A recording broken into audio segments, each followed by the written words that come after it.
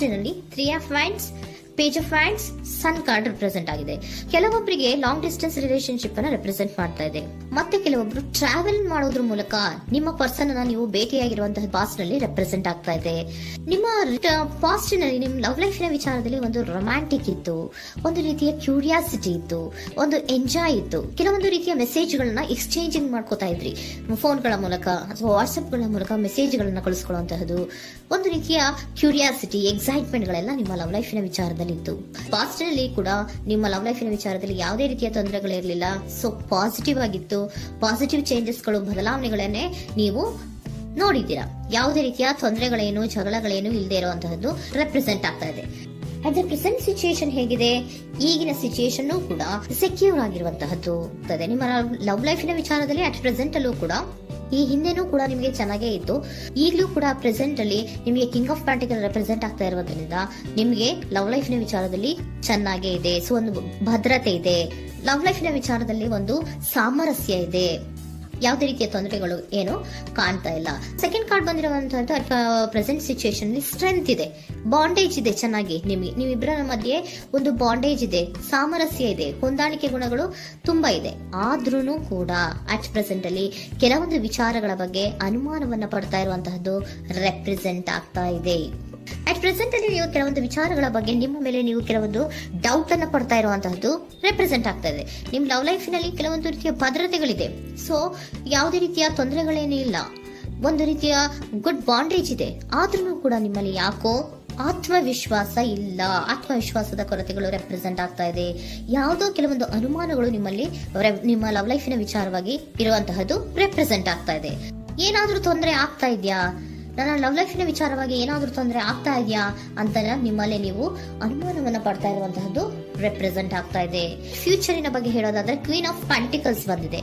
Queen of pentacles ಬಂದಿರುವಂತಹದ್ದೇನು, ಒಂದು ರೀತಿಯ ಪೋಷಣೆಯನ್ನ ಮಾಡುವಂತಹದ್ದು ರೆಪ್ರೆಸೆಂಟ್ ಆಗ್ತಾ ಇದೆ. ಯಾಕಂದ್ರೆ ನಿಮ್ಮ ಲವ್ ಲೈಫಿನ ವಿಚಾರವಾಗಿ ಅಟ್ ಪ್ರೆಸೆಂಟ್ ಅಲ್ಲಿ ಕೆಲವೊಂದು ವಿಚಾರಗಳಲ್ಲಿ ಸ್ಟೇಬಲ್ ರಿಲೇಶನ್ಶಿಪ್ ಅಲ್ಲಿ ಇದ್ರೂ, ಒಂದು ಗುಡ್ ಬಾಂಡೇಜ್ ಇದ್ರೂ ಕೂಡ ನೀವ್ ಯಾಕೋ ಕೆಲವೊಂದು ವಿಚಾರಗಳ ಬಗ್ಗೆ ಅನುಮಾನವನ್ನ ಪಡ್ತಾ ಇರುವಂತಹದ್ದು, ಅದನ್ನ ರಕ್ಷಣೆ ಮಾಡೋದ್ರೊಳಗೆ ಹೆಚ್ಚು ಗಮನವನ್ನ ಕೊಡ್ತಾ ಇರುವಂತಹದ್ದು ರೆಪ್ರೆಸೆಂಟ್ ಆಗ್ತಾ ಇದೆ. ಇಮಿಡಿಯೇಟ್ ಫ್ಯೂಚರಿನ ಬಗ್ಗೆ ಹೇಳೋದಾದ್ರೆ ನೀವೊಂದು ರೀತಿಯ ಪೋಷಣೆಗಳನ್ನ ಮಾಡುವಂತಹದ್ದು, ನಿಮ್ಮ ಲವ್ ಲೈಫಿನ ವಿಚಾರವಾಗಿ ಕೆಲವೊಂದು ರೀತಿಯ ಹೆಚ್ಚು ಗಮನವನ್ನ ಕೊಡುವಂತಹದ್ದು, ಯಾವುದೋ ನಿಮ್ಮ ವಿಚಾರಗಳಲ್ಲಿ ಹಿಡಿತದಲ್ಲಿ ಏನ್ ಇಟ್ಕೊಂಡಿದ್ರೋ, ನಿಮ್ಮ ಪೊಸೆಸಿವ್ನೆಸ್ ಅನ್ನ ಏನ್ ಇಟ್ಕೊಂಡಿದ್ರೋ, ಯಾವುದೋ ಕೆಲವು ವಿಚಾರಗಳಲ್ಲಿ ನೀವು ಬಹಳಷ್ಟು ಓಪನ್ ಅಪ್ ಆಗಿ ಮಾತಾಡದೆ, ಯಾವ ವಿಚಾರಗಳನ್ನು ಕೂಡ ಹೇಳ್ಕೊಳ್ಳದೆ, ನಿಮ್ಮಲ್ಲೇ ನೀವು ಕೆಲವೊಂದು ಬೇಜಾರುಗಳನ್ನ ಏನ್ ಇಟ್ಕೊಂಡಿದ್ರೋ ಆ ವಿಚಾರಗಳನ್ನ ನೀವು ಮಾತಾಡುವಂತಹ ಸಾಧ್ಯತೆಗಳು ಇಮಿಡಿಯೇಟ್ ಫ್ಯೂಚರ್ ನಲ್ಲಿ ಕಾಣಿಸ್ತಾ ಇದೆ. ಯಾವುದೋ ಕೆಲವೊಂದು ವಿಚಾರ, ಯಾಕೆ ಯಾವುದೋ ಕೆಲವು ವಿಚಾರಗಳಲ್ಲಿ ನಿಮಗೆ ಅನುಮಾನಗಳು ರೆಪ್ರೆಸೆಂಟ್ ಆಗ್ತದೆ. ಲವ್ ಲೈಫಿನ ವಿಚಾರ, ಪ್ರೀತಿಯಲ್ಲಿ ಯಾವಾಗ ಅನುಮಾನಗಳು ಸೃಷ್ಟಿಯಾಗುತ್ತೋ ನಾವು ಅವಾಗವಾಗ್ಲೇ ಅದನ್ನ ಬಗೆಹರಿಸ್ಕೊಬೇಕು. ನಮ್ಮಲ್ಲೇ ಇಟ್ಕೊಳ್ಳೋದು, ಅಯ್ಯೋ ಏನಾಗ್ತಾ ಇದೆಯೋ ಅಂತ ಕೊರಗೋದು ಅಥವಾ ಏನಾಗ್ಬಿಡುತ್ತೋ ಅಂತ ಭಯ ಪಡುವಂತಹದ್ದು ಏನು ಬೇಕಾಗಿಲ್ಲ. ಯಾಕಂದ್ರೆ ಲವ್ ಇರುವಂತಹದ್ದೇ ನಂಬಿಕೆಯ ಬುನಾದಿಯ ಮೇಲೆ. ಸೊ ನೀವೇನ್ ಮಾಡ್ಬೇಕು, ಏನಾದ್ರೂ ಸ್ವಲ್ಪ ಡೌಟ್ಗಳು ಬಂದಾಗ ನೀವು ಅದನ್ನ ಬಗೆಹರಿಸ್ಕೋಬೇಕು. ಯಾವ ವಿಚಾರದಲ್ಲಿ ನಿಮಗೆ ಬೇಜಾರಾಗಿತ್ತು ಅದನ್ನ ನೀವೇನ್ ಮಾಡ್ಬೇಕು, ನಿಮ್ಮಲ್ಲೇ ಇಟ್ಕೊಂಡು ಕೊರಗಬಾರ್ದು.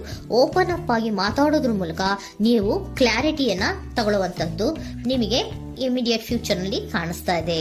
ಯಾವುದೇ ವಿಚಾರಗಳ ಬಗ್ಗೆ ನೀವು ನಿಮ್ಮ ಲವ್ ಅನ್ನ ಅಥವಾ ನಿಮ್ಮ ಪ್ರೀತಿಯನ್ನ ಭದ್ರವಾಗಿ ಉಳಿಸ್ಕೊಳ್ಳೋದಕ್ಕೋಸ್ಕರವಾಗಿ ನೀವು ನಿಮ್ಮಲ್ಲೇ ಇಟ್ಕೊಂಡಿದ್ದಂತಹ ಅಥವಾ ಕೆಲವು ಬೇಜಾರಿನ ವಿಷಯಗಳ ಬಗ್ಗೆ ನೀವು ಹೆಚ್ಚು ಮಾತಾಡಿ ಓಪನ್ ಅಪ್ ಆಗಿ ಕೆಲವೊಂದು ವಿಚಾರಗಳ ಬಗ್ಗೆ ಮಾತಾಡುವಂತಹದ್ದು ಮತ್ತೆ ಅದನ್ನ ಕ್ಲಾರಿಟಿಗೆ ತಗೊಳ್ಳುವಂತಹದ್ದು ರೆಪ್ರೆಸೆಂಟ್ ಆಗ್ತಾ ಇದೆ.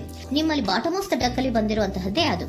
ಖುಷಿಯಾಗಿರ್ಬೇಕು, ಸಂತೋಷವಾಗಿರ್ಬೇಕು, ನಮ್ಮ ಲವ್ ಲೈಫಿನ ವಿಚಾರದಲ್ಲಿ ಒಂದು ಎಂಜಾಯ್ ಇರಬೇಕು, ಮತ್ತೆ ನೆಮ್ಮದಿ ಇರಬೇಕು, ಯಾವುದೇ ರೀತಿ ಗಲಿಬಿಲಿಗಳಿರಬಾರ್ದು ಅನ್ನೋಂತಹದ್ದೇ ನಿಮ್ಮ ಎನರ್ಜಿಯಲ್ಲಿ ರೆಪ್ರೆಸೆಂಟ್ ಆಗ್ತಾ ಇರೋದು. ಅದಕ್ಕೋಸ್ಕರನೇ ನೀವು ಏನೇನು ಕೆಲವೊಂದು ಸ್ವಲ್ಪ ಅನುಮಾನವನ್ನ ಪಡ್ತಾ ಇದ್ರಿ ಅಥವಾ ಕೆಲವೊಂದು ವಿಚಾರಗಳಲ್ಲಿ ನೀವು ಡಿಸ್ಟರ್ಬ್ ಆಗಿದ್ರಿ, ಓಪನ್ ಅಪ್ ಆಗದೆ ಹೇಳ್ದೆ ನಿಮ್ಮಲ್ಲೇ ನೀವು ಬೇಜಾರನ್ನ ಮಾಡ್ಕೊಂಡು ಏನು ಕೆಲವು ವಿಚಾರಗಳ ಬಗ್ಗೆ ಕೊರಗ್ತಾ ಇದ್ರಿ, ಅದನ್ನ ನೀವು ಓಪನ್ ಅಪ್ ಆಗಿ ಮಾತಾಡಿ ಅದರ ಬಗ್ಗೆ ತಿಳ್ಕೊಳ್ಳುವಂತಹದ್ದು, ಅದನ್ನ ಕ್ಲಾರಿಟಿಗೆ ತಗೊಳ್ಳುವಂತಹದ್ದು ನಿಮ್ಗೆ ರೆಪ್ರೆಸೆಂಟ್ ಆಗ್ತಾ ಇದೆ. ಪಾಸ್ಟಿನಲ್ಲಿ ನಿಮ್ಗೆ ತುಂಬಾನೇ ಚೆನ್ನಾಗಿತ್ತು, ಅಟ್ ಪ್ರೆಸೆಂಟಿನಲ್ಲೂ ತುಂಬಾನೇ ಚೆನ್ನಾಗಿದೆ. ಬಟ್ ಕೆಲವೊಂದು ವಿಚಾರಗಳ ಬಗ್ಗೆ ನೀವು ಸೆಲ್ಫ್ ಡೌಟ್ ಅನ್ನ ಪಡ್ತಾ ಇರುವಂತಹದ್ದು ರೆಪ್ರೆಸೆಂಟ್ ಆಗ್ತಾ ಇದೆ. ಏನಾಗ್ತಾ ಇದೆಯೋ ಅನ್ನೋದ್ರ ಬಗ್ಗೆ ನೀವು ಸ್ವಲ್ಪ ವಿಶ್ವಾಸವನ್ನ ಕಡಿಮೆ ಮಾಡ್ಕೊಳ್ತಾ ಇರುವಂತಹದ್ದು ರೆಪ್ರೆಸೆಂಟ್ ಆಗಿತ್ತು. ಬಟ್ ಆದ್ರೆ ಇನ್ ಇಮಿಡಿಯೇಟ್ ಫ್ಯೂಚರ್ ನಲ್ಲಿ ಏನಪ್ಪಾ ಅಂದ್ರೆ ನಿಮ್ಮ ಲವ್ ಲೈಫ್ ಅನ್ನ ನಾವು ಉಳಿಸ್ಕೊಬೇಕು, ನಾನು ಎಲ್ಲವನ್ನ ನಮ್ಮ ಕಂಟ್ರೋಲ್ ಅಲ್ಲೇ ಇಟ್ಕೊಂಡು ಅಥವಾ ಪೊಸೆಸಿವ್ನೆಸ್ ಅನ್ನ ಬೆಳೆಸ್ಕೊಂಡು ನಾನೇ ಬೇಜಾರು ಮಾಡ್ಕೊಂಡಿದ್ರೆ ಸರಿ ಇಲ್ಲ, ನಾನು ಓಪನ್ ಅಪ್ ಆಗಿ ಮಾತಾಡಿ ಕೆಲವೊಂದು ವಿಚಾರಗಳ ಬಗ್ಗೆ ನಾನು ಕ್ಲಾರಿಟಿಯನ್ನ ತಗೋಬೇಕು ಅಂತ ಆಲೋಚನೆಯನ್ನ ಮಾಡ್ತಾ ಇರುವಂತಹದ್ದು ರೆಪ್ರೆಸೆಂಟ್ ಆಗ್ತಾ ಇದೆ. ಓಕೆನಾ? ಒಂದು ಏಂಜಲ್ ಗೈಡೆನ್ಸ್ ನ ನಿಮ್ಮ ಲವ್ ರೀಡಿಂಗಿನ ವಿಚಾರವಾಗಿ ತಗೊಂಡ್ಬಿಡೋಣ ಅಲ್ವಾ. ದ ಸಿಚುಯೇಷನ್ ವಿಲ್ ಇಂಪ್ರೂವ್, ಸಿಚುಯೇಷನ್ಗಳು ಇಂಪ್ರೂವ್ ಆಗತ್ತೆ. ನೀವು ನಿಮ್ಮಲ್ಲೇ ಇಟ್ಕೊಂಡು ಕೊರಗಬೇಡಿ.